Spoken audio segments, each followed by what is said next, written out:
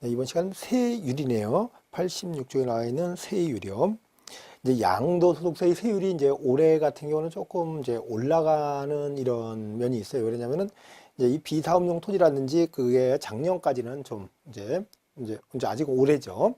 2015년까지는 싸게 됐는데 2016년부터는 조금 올라가는 게 있어요. 그래서 일단은 토지, 건물 및 부동산에 관한 권리 나와 있는데요. 거기에는 미등기, 조금 전에 그 미등기라면 장기보유 특별공제도 못 받고 또 양도소득 기본공제도 못 받는다고 그랬잖아요.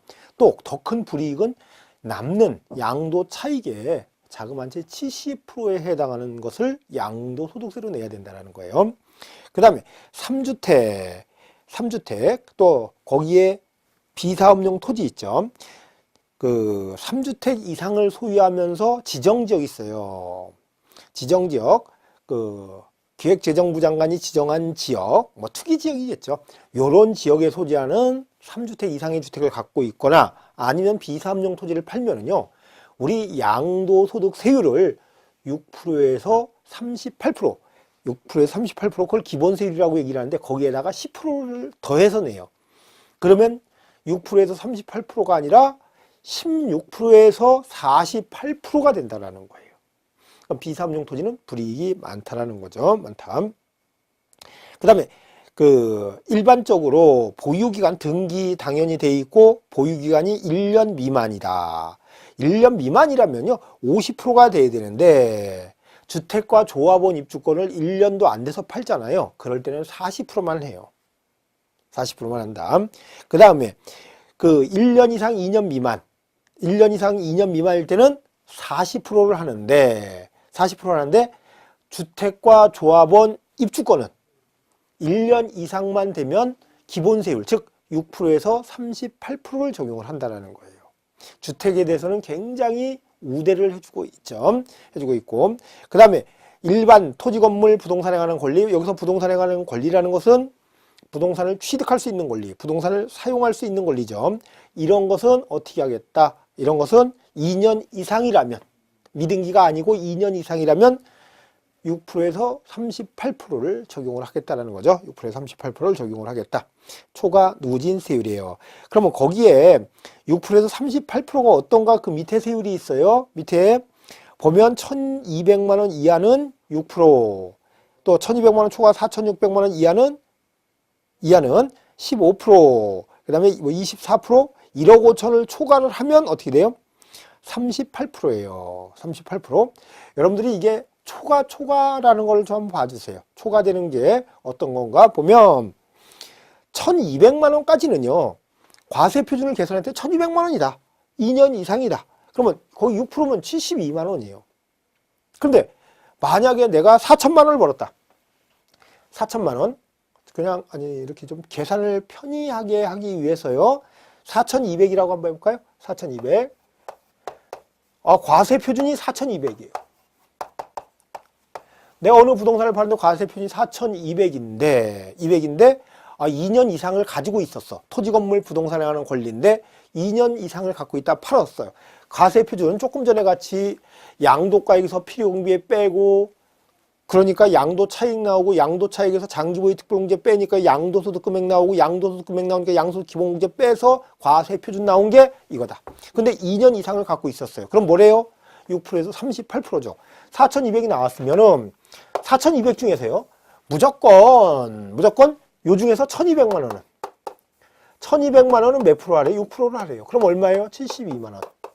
그 다음에 1200만 원을 초과하는 금액 얼마인가요? 3000. 2번을 보시면 돼. 2번. 1200만 원 초과 4600만 원 이하죠, 지금. 그러면 1200만 원을 초과하는 금액에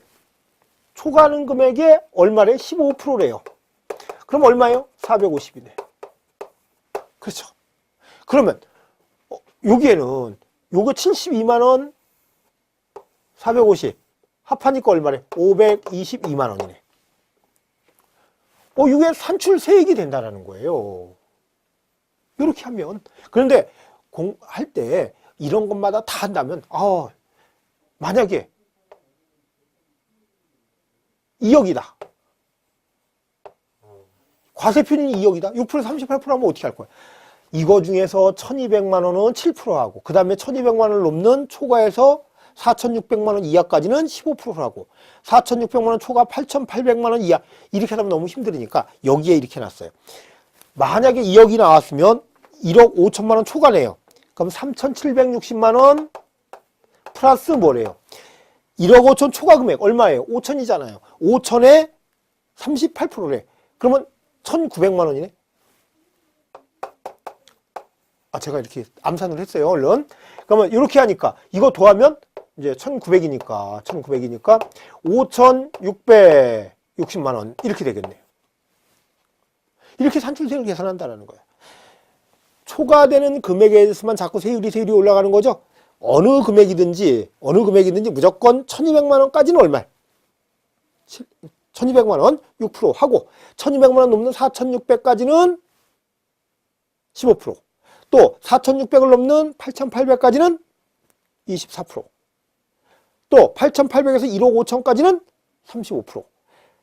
1억 5천을 초과하는 금액은 38%. 그래서 초과 누진인데 단계가 몇 단계인가요? 5단계죠. 그러다 보니까 이런 경우를 5단계 초과 누진세율이라고 얘기를 하고 있는 거예요. 하고 있다. 그 다음에 기타 자산 같은 경우는 무조건 6%에서 38% 초과 누진세율이라는 거고요. 그러면 이런 것은 2년 이상이냐, 1년 이상, 2년 미만이냐 이런 거는 따질 때 뭐예요? 앞에서 보신 우리 취득 시기, 양도 시기 있었죠. 그 보유 기간을 가지고 계산을 하면 된다는 거죠. 보유 기간 갖고 계산한다. 그런데 그 보유 기간은 뭐예요? 산날로부터 판날, 취득일로부터 양도일, 취득 시기부터 양도 시기 이렇게 하고 있죠. 그런데 예외적으로 이래요. 예외적으로 상속을 받았으면은 내가 상속 개시일에 취득한 게 되잖아요. 취득 시기는요. 그런데 그 경우에 돌아가신 분의 보유기간까지 합해서 보유기간을 계산을 하겠다 그래요. 만약에 이런 얘기예요. 내가 상속받은 지 한 6개월 만에 팔았어요. 근데 돌아가신 분이 2년을 가지고 있었어요. 내가 상속받아서 6개월 갖고 있다 팔았어. 그럼 6개월 미만이라면, 즉 1년 미만이라면 얼마 돼야 돼요? 주택가 조합원 입주권이 아니라면 50%잖아요. 그렇게 계산하지 말고 돌아가신 분의 보유기간을 합하래. 그럼 얼마예요? 2년 6개월. 그럼 2년이 넘었네요. 2년 넘었으면 얼마예요? 6%에서 38%를 하라는 거죠. 이렇게 하고 있다. 상속받은 경우 하고 있다는 거죠. 또 증여받은 경우는요. 조금 있다가 이제 볼 일이 있어요. 그때 보기로 하고요. 그 다음에 이제 제8절의 비과세. 비과세는 안 내는 경우죠. 양도세를. 비과세가 가장 중요한 게 양도세인데 비과세가 양도소득세가 비과세되는 게요. 딱 3가지 뿐이에요. 먼저 첫 번째 나와 있는 게 있죠. 파산선고에 의한 처분으로 발생하는 소득이 있어요. 파산선고에 의한 처분으로 발생하는 소득에 대해서 과세하지 않는다. 비과세를 하겠다라는 거죠. 파산선고는요. 여러분이 가끔가다 지하철 타면 파산면책 이런 거 써 있죠. 파산선고는 법원으로부터 파산선고를 받은 자라야지만 돼요. 그런 자라면 그 자의 재산을 팔았다. 그러면 많이 남았어도 양도세 과세하지 않겠다라는 거죠. 파산선고. 이 파산선고 받은 사람이 재산이 있겠어요? 없는데 그냥 제목만 써놓은. 그러니까 우리도 제목만 기억을 해주시고요. 그 다음에 두 번째, 농지, 교환 또는 분합으로 발생하는 소득에 대해서도 비과세를 하겠다. 농지, 교환 또는 분합으로 발생하는 소득에 대해서 뭐 하겠다? 비과세를 하겠다요. 근데 이제 농지의 교환 또 분합. 근데 분할이나 합병을 해서 분할은 뭐예요? 땅을 한 필지를 2개 이상으로 나누는 것을 뭐라고 그래요? 분할. 합병은 2 이상의 토지를 하나로 합하는 것을 뭐예요? 합병이라고 얘기를 하는데 이럴 때는 양도세 발생할 일이 없어요. 그런데 뭐 할 때는 당연히 양도세가 과세가 되나요? 교환은 팔고 사는 거하고 똑같다고 그랬죠?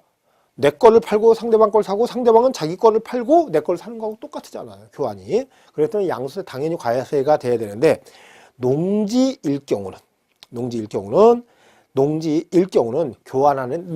교환을 할 때 일정한 경우에는 양도세를 과세하지 않겠다라는 거예요. 그 다음에 세 번째가 1세대 1주택과 이에 딸린 토지로서 건물이 정착된 면적에 또 지역별로 대통령령으로 정하는 배율을 곱하여 산정한 면적 이내의 토지의 양도로 발생하는 소득에 대해서 비과세를 하겠다. 그러면 어쨌든 파산 선고는 제목만 기억을 하시면 되고요. 비과세는 딱 여기 나오는 세 가지라고 그랬죠. 그럼 비과세 될 수 있는 것은 농지와 주택만 비과세 될 수 있다는 거예요. 그러면 공장, 임야 이런 것은 상가 이런 것은 아무리 오래 갖고 있어도 비과세가 나올 수 없다라는 거죠. 절대로 비과세가 될 수가 없어요. 비과세 되는 거 뭐라고요? 주택, 농지도 뭐 할 때? 교환할 때. 그러면 그 조건, 세금을 안 받겠다. 비과세는 세금을 안 받겠다라는 얘기인데 얼만큼 조건이 또 까다롭겠어요. 그럼 먼저 농지의 교환을 한번 볼게요. 거기 보면 쌍방 차액이 적거나 같아야 된대요. 적거나 차액이 바꿀 때 차액 7억짜리하고 10억짜리를 바꿀 수 있겠죠. 차액이 얼마예요? 3억. 여기 적어야 된다는 얘기죠. 근데 뭐보다 적어야 되는가 보면요. 가액이 큰 편의 4분의 1 그래요. 가액이 큰 편의 4분의 1. 그럼 내용 한번 볼까요? 여기 토지가 이런 농지가 있고 이런 농지가 있어요. 이거는 10억짜리예요. 10억짜리 농지고 이것은 7억짜리 농지예요. 그러면 이거를 교환하려고 해요? 바꾸려고 해요? 그러면 3억은 현찰을 줘야 되겠지. 누군가가. 그렇죠? 이쪽엔 10억짜리 이 토지 소유자는 7억짜리 받으면 현금 3억하고 같이 받겠죠. 그래야지 교환이 되지. 이걸 그냥 맞바꿀 수는 없죠. 값어치가 같지 않기 때문에. 그러면 이거를 교환을 하면 이제 돈을 수수가 되겠지만 차액이 3억이 난다는 거예요. 차이가 3억이 나는데 이게 적거나 같아야 된다는 거죠. 뭐보다라는가 보면요. 가액이 큰 편의 4분의 1. 가액이 큰 편은 어느 거예요? 얼마짜리예요? 10억이 가액이 큰 편이네. 이 큰 편의 4분의 1은 얼마예요? 2억 5천. 2억 5천보다 적거나 같아야 된대. 이 공식은 성립해야 하네요. 안 한다라는 거예요. 이 차이가 너무 크다라는 거예요. 그러면 결론은 이 차이가 두 토지의 차이가 얼마보다 적어야 된다는 거예요. 2억 5천보다 적어야 된다는 거예요. 그럼 이걸 볼까요? 만약에 8억짜리와 10억, 이게 7억이 아니라 8억이라고 쳐봐요. 그러면 토지 가격의 차익은 얼마예요? 2억이잖아요. 적거나 같아야 되는데 2억 5천보다. 이 공식은 성립하나요? 이거는 10억짜리와 8억짜리. 그럼 이 토지 주인은 2억 같이 주겠죠? 그래도 양도세는 뭐 한다?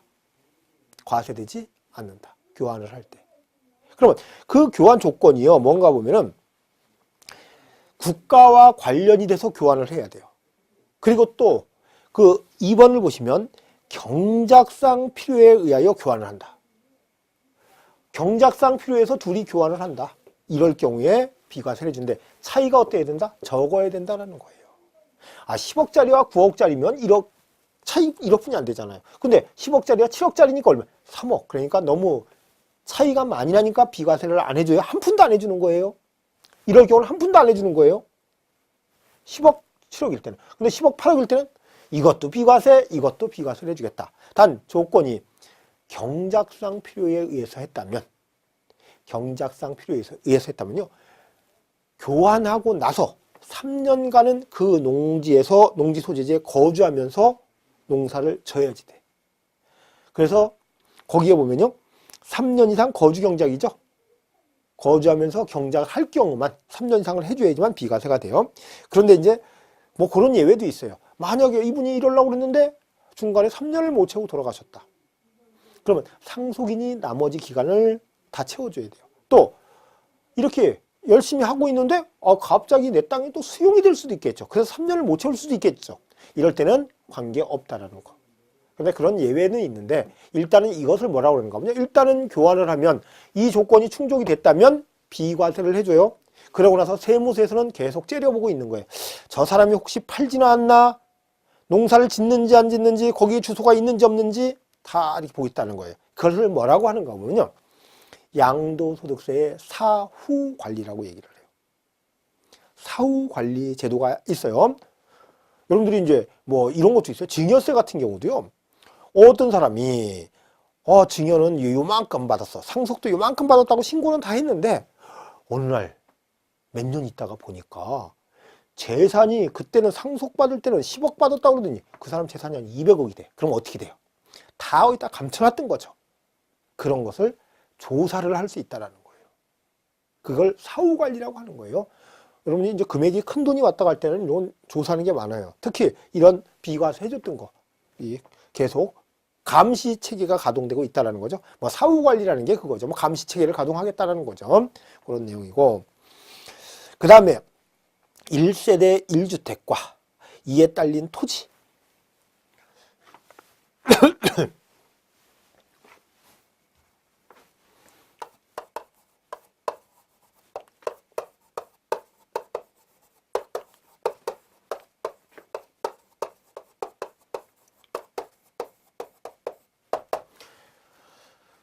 이것은요, 이제 1세대 1주택과 이에 딸린 토지를 가지고 있다 양도를 하면 이것은 몇 년 이상이라는 거군요.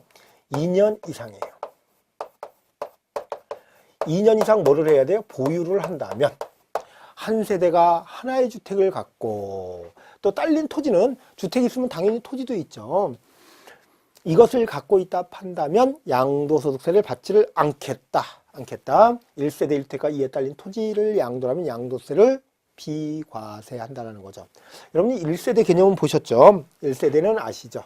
반드시 거주자이어야 한다는 거죠. 반드시 거주자이어야 한다. 그러면 1세대 1주택인데 1주택이요. 그러면 1세대는 여러분들이 거기 밑에 그 1세대 거기 내용을 한번 읽어보시고 그 다음 장을 보시면요. 그 1세대 1주택에 거기 한번 볼까요? 1주택에 사실상 주택, 공동 소유주택은 각자의 주택으로 보고 또 공동 상속주택은 상속인의 주택으로 보지 않고, 아니 무슨 얘기예요? 보지 않고 가로 안에 상속지분이 가장 큰 자의 주택으로 보겠다. 그럼 상속을 여러 사람이서 받았으면 여러 사람이 받아갖고 있으면 어때요? 받아갖고 있으면 그 상속인의 주택이 아니다. 그런데 상속 지분이 가장 큰 상속인이 있다면 그 상속 지분이 가장 큰 상속인의 주택으로 보겠다라는 거죠. 그런데 공동 소유 주택은 각자의 주택. 그러면 이런 얘기예요. 이런 주택을 만약에 A, B, C가 공동 소유하고 있다. 이게 상속받은 게 아니라면 이것은 A의 주택도 되고 B의 주택도 되고 C의 주택도 된다는 각자의 주택으로 본다고 했으니까. 그런데 이것을 상속받아서 A, B, C가 갖고 있는 거다. 이럴 때는 상속인의 주택이 아니다. 단 누구의 주택이다? 상속지분이 가장 큰 자의 주택이다라는 거죠. 상속받았을 때 상속은 불가피하게 받는 거잖아요. 그때는 상속인의 주택으로 오지 않겠다라는 거예요. 그러면 이제 이런 얘기예요. 차이 나는 건 뭔가 보면은 그 A라는 사람이 주택이 하나 있어요. 그리고 이걸 3분의 1을 갖고 있어. 여기 이 사람도 주택이 다른 데 하나 또 있어. 그러면 이 사람은요. A, B, C가 이럴 수 있죠. 야 저기 재건축 돈 많이 올라간대. 요새 돈 올라간대. 너 돈 얼마 있냐? 1억 있어. 너도 있냐? 나도. 셋이서 1억씩 모아서 이걸 살 수 있을까요? 샀어요. 그런데 이 사람들은 이걸 알아요. 자기들이 또 지금 살고 있는 주택이 하나씩 다 있어. 그러면 이 사람은 졸지에 뭐가 되는 거예요? 1세대 2주택자들이 돼버리는 거예요. 1세대 1주택이라 해야지 비과세가 되는데 이 사람이 나중에 세무서에서 야 당신 이 주택을 만약에 그것도 모르고 팔았어요. 이거 양도세 내세요. 그래서 왜요? 내가 주택이 이거 하나뿐이 없었는데 1세대 1주택이에요. 근데 법에서는 이것도 A의 주택이 된다라는 거죠. 3분의 1을 갖고 있었어도 1세대 2주택이 된다라는 거예요. 그래서 이렇게 이제 모르고 당하시는 분들이 좀 있어요. 그 다음에 보셨고, 그 다음에 다가구 주택은 단독주택으로 보며, 다가구 주택은 하나의 주택이 여러 세대가 살 수 있게 돼 있는 거 있죠. 이런 것은 단독주택으로 보겠다는 거예요. 근데 이게 또 재산세에서는 여러 개의 주택으로 봐줬었거든요. 근데 이것은 차이가 단독주택으로 봐줘요. 봐주고, 그 다음에 겸용주택은 겸용주택은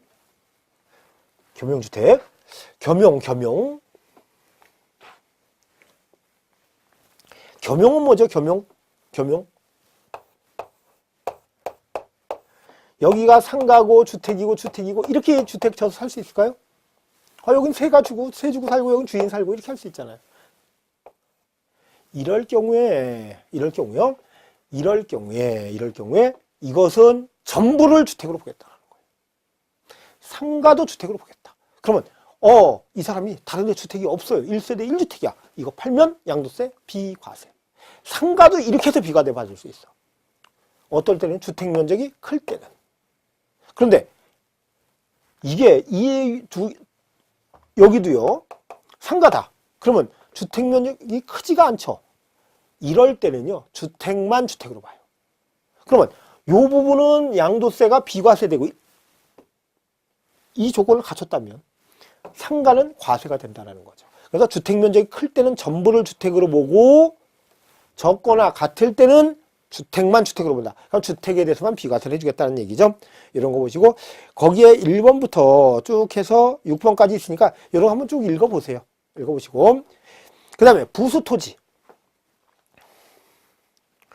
부수토지요. 여기에 딸린 토지인데 땅이 너무 넓으면 안 된다라는 거예요. 너무 넓으면 안 돼서 뭐라고 하는가 하면요. 건물이 정착된 면적이 5배. 그러면 건물이 토지를 깔고 앉아 있겠죠, 일부에. 그거 바닥 면적이 몇 배까지? 5배까지. 도시지역 아닐 때는. 근데 도시지역 바뀔 때는 마당을 좀 넉넉히 써도 되잖아요. 그때는 10배까지. 근데 거기 가로 안에 그런 내용이 주택 일부의 무허가 면적까지 포함해서 계산하겠다. 바닥 정착 면적이 허가난 부분이 20평. 무허가가 10평이 있다. 그러면 30평을 바닥 면적으로 보고 거기에 5배, 10배를 따지겠다는 거죠. 이렇게 보시면 되고 그 다음에 이게 일반적인 경우에 1세대 1주택과 이에 딸린 토지를 2년 이상 보유하다 양도를 하게 되면 양도소득세를 과세하지 않는다. 단 고가주택을 양도하는 경우는 고가주택 부분은 과세를 해요. 고가주택 부분은 과세를 하겠다. 그런데 이제 여기서 예외가 나와요. 지금 시험 문제는 이거 갖고 출제를 하면 출제 못해. 할 게 없어. 뭔가 보면요. 원칙적으로는 이렇게 1주택일 때 비과세를 하지만 예외로 2주택 이상을 갖다 1세대가 2주택 이상을 갖고 있다 팔 때 양도세가 비과세되는 예외에 대해서 출제가 잘 되고 있다는 거죠. 또 마찬가지로 여기도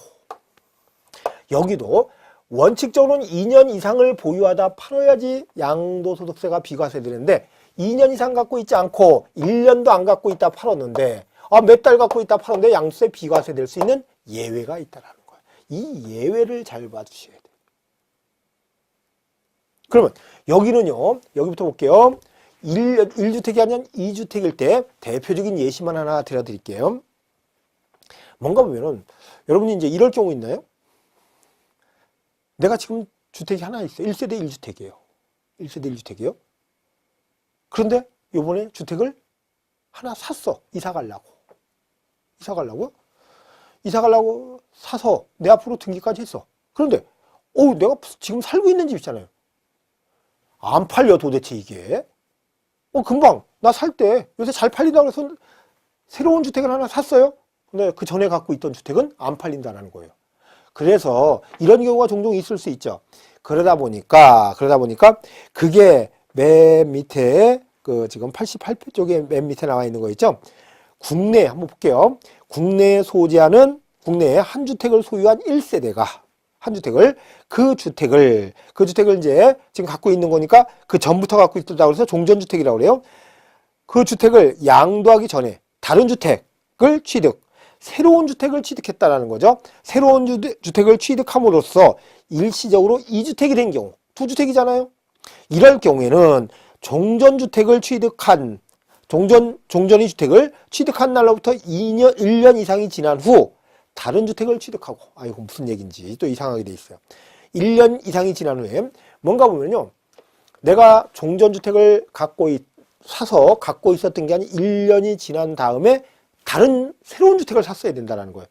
사고 나서 조금 더 한 주택 샀으면 안 되고 몇 년이 지난 후에 샀어야 된다. 1년이 지난 후에 샀어야 된다. 1년이 지난 후에 사서 1년 이상이 지난 후 다른 주택을 취득하고 그 다른 주택, 즉 새로운 주택을 취득한 날부터 몇 년 내에 3년 이내에 종전주택을 양도하는 경우에는 이것을 뭐로 보는가 하면요. 1세대 1주택으로 본다. 요까지만 보시자고. 다시요. 내가 주택을 하나를 갖고 있어요. 새로운 주택을 사는데 몇 년이 지나서 살아?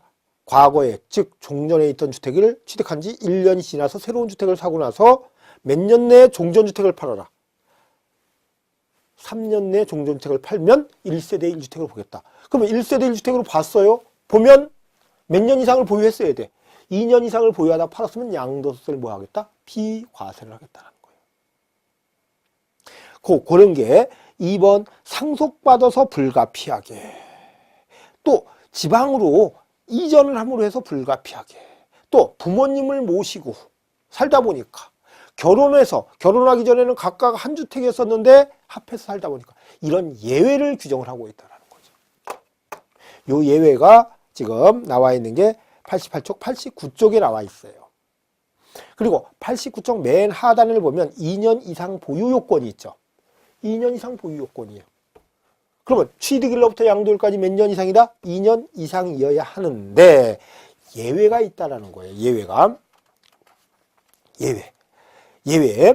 예외의 가장 대표적인 게 뭔가 있는가 보면 그 1년 이상 거주 조건 있는 거 하나 볼까요?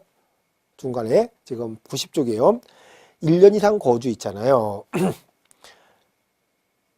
1년 이상 거주한 주택을 취약, 근무상, 형편, 질병의 요양으로 세대 전원이 다른 시군으로 주거를 이전하는 경우. 내가 여기서 투기 목적이 아니라 집을 살고 있는데 직장이 발령이나 출퇴근 거리가 아니야 도대체. 그래서 다른 시군으로 갔다라는 거예요. 그래서 세대 전원이 1년 조금 넘은 주택을 팔고 갔어. 몇 년이 안 됐어요. 2년이 안 됐어. 이래도 양도세를 비과세했다. 근데 거기에 취약, 근무상의 형편, 질병의 치료, 요양 차원일 경우에 그렇다는 거예요. 그런 내용. 그러면 이럴 경우는 불가피하겠죠. 불가피하고. 이제 다른 것들도 있는데 이 정도로 이렇게 한번 볼게요. 그러면 이런 거에 대한 예외가 있구나. 시험 문제는 여기에서 된다는 거죠. 이렇게 보실게요. 보시고 그 다음에 이제 오른쪽 페이지 9번째는 양도세 비과세 및 감면의 적용 배제가 있다는 거예요. 비과세도 안 해주고 감면도 적용을 안 시키겠다. 조건을 갖췄어요. 비과세 요건을 갖췄다 하더라도 뭐라면? 미등기라면. 그러면 거기에 미등기 범위가 나와 있는데 미등기 범위요. 토지, 건물, 부동산에 관한 권리를 취득한 자가 그 자산의 취득에 관한 등기를 하지 아니하고 양도한다면 미등기라는 거예요. 근데 여러분이 좀 잘 아셔야 될 게 미등기라면 우리 배운 거에서 불이익이 있었어요. 뭐가 있었죠? 장기보유 특별공제도 못 받는데요. 양도소득 기본공제도 못 받는데요. 기본공제도 못 받고 또 뭐도 못 받는다고 그랬죠? 뭐도 못 받는 게 아니라 양도소득세율이 가장 높은 몇 프로가 되네? 70%가 된다는 거. 이런 불이익을 받는다는 거죠. 미등기 양도를 하게 되면.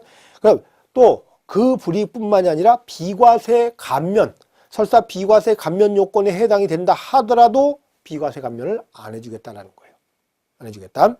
굉장히 불이익이 많은 거죠. 그런데 미등기 양도 제외자산이라는 게 있죠. 그럼 미등기 양도 제외자산이라는 게 어떤 뜻인가 보면은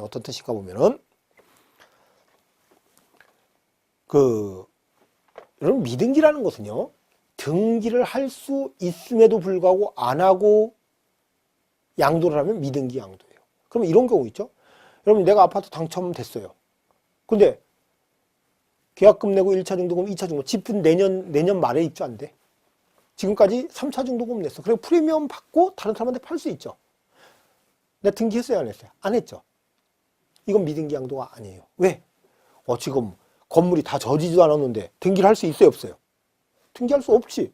할 수 없어서 안 하고 파는 거야. 이건 미등기 양도가 아니라는 거예요. 그래서 여러분들은 여기만 보세요. 1번 끝에 보면 뭐예요? 등기가 불가능한 자산, 미등기 양도로 보지 않는다. 그러면 미등기 양도로 보지 않는다라는 얘기는 이런 불이익은 없다라는 얘기죠.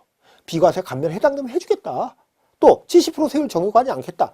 기본공제, 장기보유 특공제 다 해주겠다라는 거예요. 여기에 지금 미등기 양도 제외자산이 7가지가 있잖아요.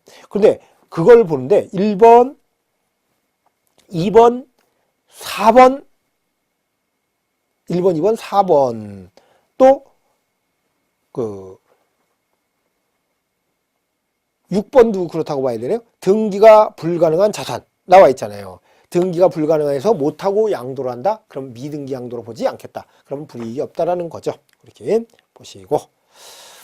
그 다음에 10번째 양도소득 금액 계산이 특례가 있어요. 양도소득 금액은 금액 계산할 때 특별한 예외가 있다. 1번 보면요. 고가주택의 양도차익 등의 계산. 고가주택.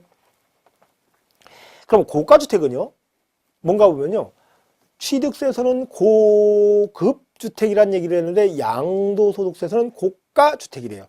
고가주택은 실질거래가액이 9억 원을 초과를 하면 고가주택이라고 얘기를 해요. 그래서 9억 이하의 주택을 판다면 1세대 1주택에 이런 요건을 갖췄다면요 양도세가 그냥 비과세돼요. 그런데 이 요건을 갖췄다 하더라도 실질거래가액이 얼마를 초과하게 되면 9억 원을 초과하게 되면요 만약에 20억짜리 주택을 팔았다. 1세대 1주택이다. 이럴 때는 9억을 초과하는 부분 얼마인가요? 11억이죠. 11억에 대해서 양도한 것으로 보겠다라는 게 고가주택의 양도예요. 고가주택의 양도. 그래서 거기에 내용 9억 1번 보면요. 범위가 어떤가 하면요. 양도 당시 실질거래액의 합계액이 9억 원을 초과하는 경우만 양도세가 과세되는데 과세는요. 비과세 요건을 충족한 경우 9억 원 초과. 비과세 요건 충족했다는 얘기는 이거죠. 그럴 때 9억 원 초과 부분만 과세. 그 다음에 세액 계산 방법이 있는데 세액 계산은 지금 문제가 아니고 그 다음에 부담부 증여에 대한 세액 계산 있죠. 부담부 증여에 대한 세액 계산. 그 다음에 부당행위 계산해서 1번에 배우자 또는 직계준비속간 증여재산에 대한 이월과세. 또 오른쪽에 보면 부당행위 계산 부인 나와 있죠. 요거는 한번 제가 그냥 정리를 한번 해볼게요. 여러분들이 요게 시험 문제는 매년 출제돼. 매년 출제. 굉장히 어려운 부분인데 매년마다 출제가 되고 있어요. 한번 지금 부당행위 계산, 말 그대로 부당한 행위에 의한 계산이란 얘기예요. 이것은 인정할 수도 있고 안 할 수도 있다. 그래서 시부인이란 얘기를 해요. 시인한다, 부인한다. 부당한 행위에 의한 계산이라도 이런 거예요. 형제지간의 거래를 해요. 형제지간의 거래를 해도 정상적인 거래에 있을 수 있어요. 근데 일단은 형제지간의 거래하면 특수관계자 간의 거래이기 때문에 부당한 행위로 봐요. 그렇지만 제대로 거래했다. 그거는 시인하겠다. 인정해주겠다라는 거죠. 근데 역시 아니나 달러 형제지간에 거래하니까 엄청 싸게 팔고 했어. 그게 차익을 동생한테 참 1,000만 원 싸게 팔면 돼. 근데 1억을 싸게 팔았네. 이건 안 된다. 용납 안 된다. 이런 내용을 담고 있다라는 거예요. 또 거기에 이월과세 같은 경우 또 타인에게 증여를 한 다음에 판다. 이런 경우에 세법 처리 방법이 일반적인 계산 방법과 틀리다라는 거예요. 보면은 한번 이거 볼게요. 혹시 갑이라는 사람이요. 갑이라는 사람이 한 2000년에 취득한 부동산이 있어요. 2000년에 1억에 취득을 했어요. 1억에 취득을 했어요. 이것을 지금 팔려고 보니까 장난이 아니네. 가격이 무진장이 올랐어요. 그러면 얼마나 좋은 제도가 있냐면 여러분들이 잘 한번 활용을 해보세요. 배우자한테는 6억까지 증여를 해도 증여세액 공제를 받기 때문에 그 공제를 받기 때문에 증여세를 한 푼도 안 내요. 그러면 갑이 2000년에 이걸 샀는데 지금 15년에 증여를 해요. 얼마에 증여를 하고? 6억에 증여를 해요. 6억에 증여를 했어요. 그러면 이게 누가 받았다고? 배우자. 배우자나 직계 존비속. 자식한테 줬으면 증여세 꽤 많이 낼 거예요. 근데 이렇게 줬어요. 증여를 했어요. 그러면 이거는 증여세도 없어. 설사 만약에 증여세를 7억을 하면은요. 만약에 7억을 했다고 칠까요? 7억이라면. 근데 이 가격이 값은요. 1억에 샀지만 증여를 7억에 하면 거기에 빚도 없어. 그냥 7억 그대로 줘. 그러면 이 배우자는 7억 증여를 받았으니까 배우자 공제가 되고 나서 1억에 대해서 10%를 내면 돼요. 증여세 1,000만 원이야. 근데 그것도 신고하면 900만 원만 내면 돼. 10%또 공제를 해주니까. 증여세 900만 원을 냈어요. 이 배우자가 딱 그러면 이 배우자는 취득 가격이 얼마예요? 7억. 2천. 그래? 그러고 조금 있다가 갑이 조금 있다가 2016년에 이거를 16년에 7억에 팔아요.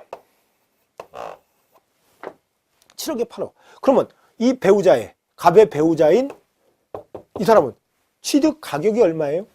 7억. 양도 가격이 얼마예요? 7억. 남은 게 없네? 그럼 양도세는? 양도세 제로가 된다라는 거예요. 좋은 방법이에요?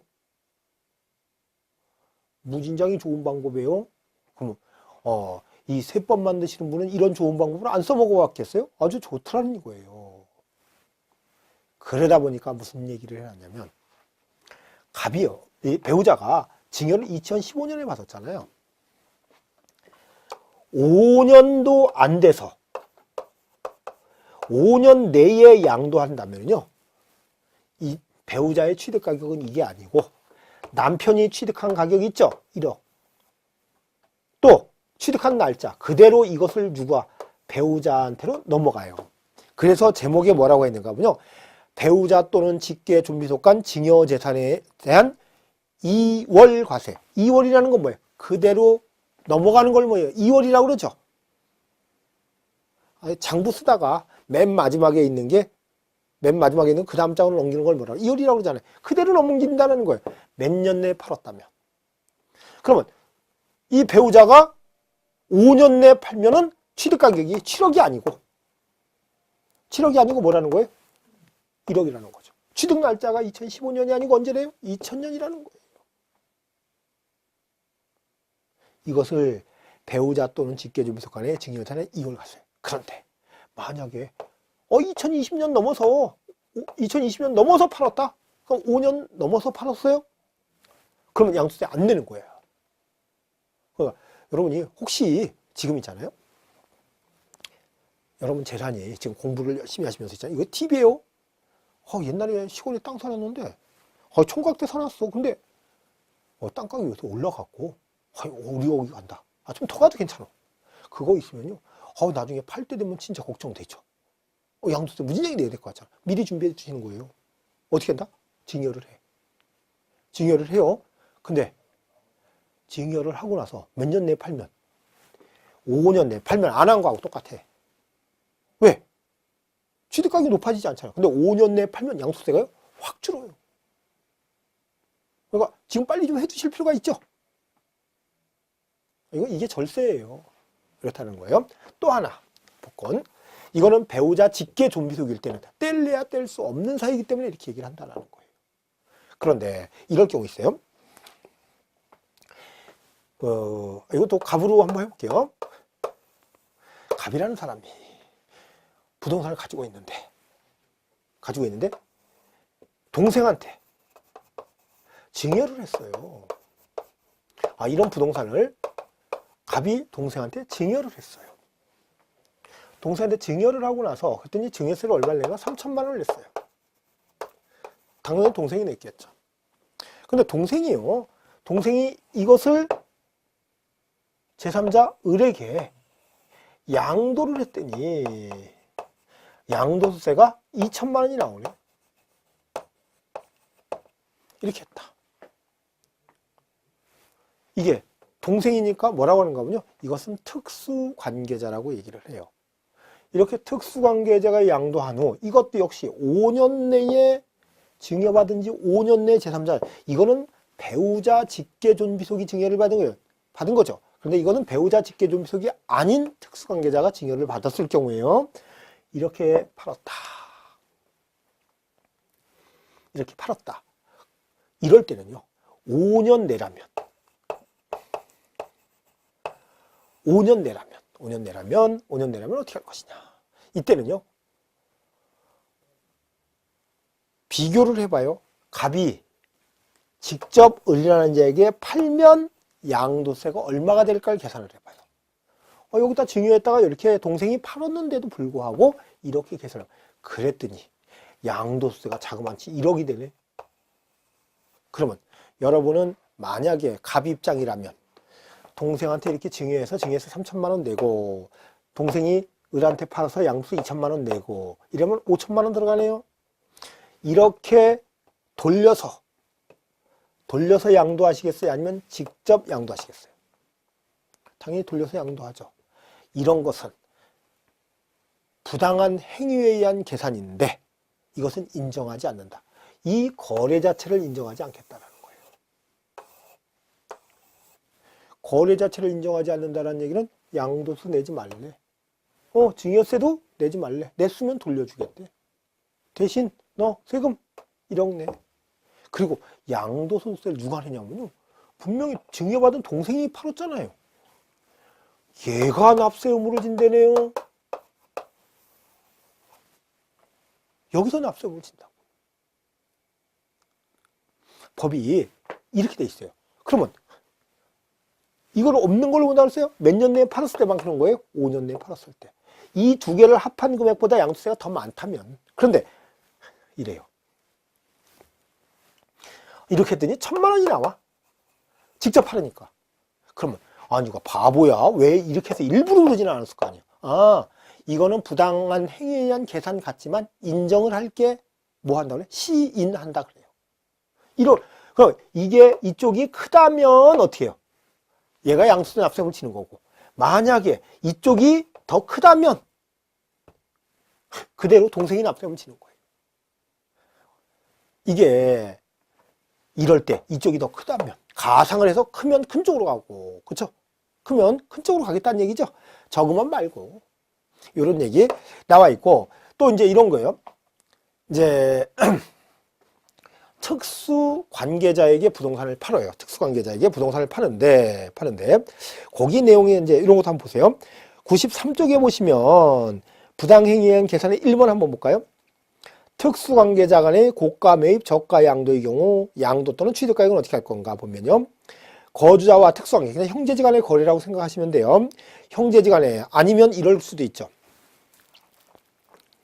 어떤 회사가 회사의 주주한테 아니면 이사한테 부동산을 팔 수도 있어요. 그럼 싸게 팔 거 아니에요?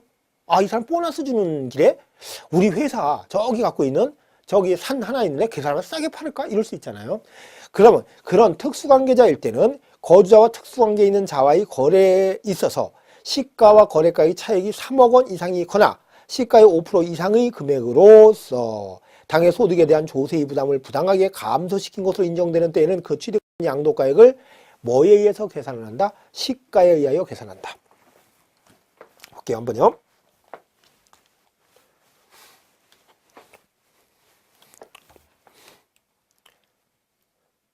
갑이라는 사람이 있는데 갑의 형이 있어요. 예를 드는 거예요. 이런 부동산이 있는데 형이 지금 요새 사정이 좀 어려운가 봐요. 어려우니까 동생한테 야 내가 좀 어려운데 이거 시가가 5억이 가는데 이거 좀 나한테 사라. 이건 안 팔려. 그랬더니 야 알았어 형 어려우면 내가 그걸 7억에 살게 형. 그러면 이 형은 고마워. 그래서 7억에 팔았어요. 시가는 얼마짜리를? 5억짜리를 얼마에 팔았어요? 7억에 팔았어요. 7억에 팔았어요. 그러면 이때는 어때요? 갑이 2억을 형한테 준 거하고 똑같잖아요. 그렇죠? 근데 어느 정도 있죠? 5억짜리를 5억 1천에 샀다 이러면 괜찮아. 5억 1천에 샀으면은요. 왜? 시가와 대가. 시가는 5억인데 대가는 5억 1천이야. 그러면 3억 이상 차이 안 나죠? 또 5% 넘게 차이 나요? 안 나잖아요. 그럴 때는 5억 1천 정도는 괜찮아. 근데 이 7억 이거는 안 돼요. 그러면 이때는 이 사람은 취득가액을 얼마로 보니까 그대로 5억으로 봐요. 7억에 샀어도. 근데 갑이라는 사람이 얼마나 착한지 이렇게 샀더니 또 가격이 되게 올라갔네. 그런데 그러고 나서 이 시가가 10억이 갔어. 그랬더니 동생이 그러는 거야. 갑의 동생이 형, 그 형한테는 이렇게 비싸게 사서 비싸게 사주고 나는 안 도와줘. 형 10억 가니까 지금 10억 가는데 형 그거 나한테 7억에 팔어. 그러면 이거는 뭐예요? 저가 매도자. 이래요. 그러면 갑 입장에서는 어때요? 아니 나는 7억에 샀다가 7억에 팔아. 양도세 하나도 없어. 이거는 뭐예요? 세금 탈세 목적이죠. 이쪽에도 이익을 주고 이쪽에도 이익을 줬잖아요. 그렇죠? 이런 거래는 인정하지 않겠다. 이런 내용이에요. 이렇게 보시면 되고요. 이제 이런 내용을 한번 보셨고 이렇게 하시고 그 다음에 94쪽에 신고 및 납부 방법이 있는데 이거는 잠시 쉬었다가 진행하도록 하겠습니다.